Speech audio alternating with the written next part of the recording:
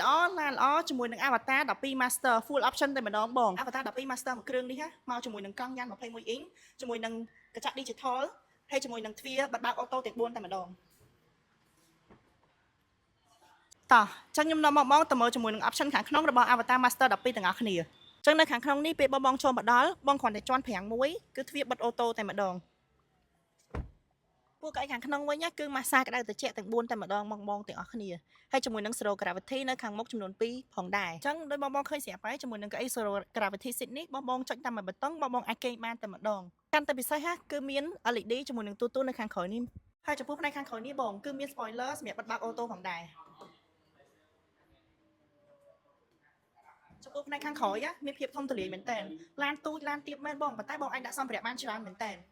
ហើយខាងក្រោយនេះក៏មាន sensor ដែលជំនួយកុំឲ្យយើងគៀបដៃផងដែរចឹងលក្ខណៈពិសេសទាំងអស់នេះបងបានឃើញស្រាប់ហើយចឹងសម្រាប់ព័ត៌មានបន្ថែមបងអាចតាក់ទងមកកាន់លេខទូរស័ព្ទ010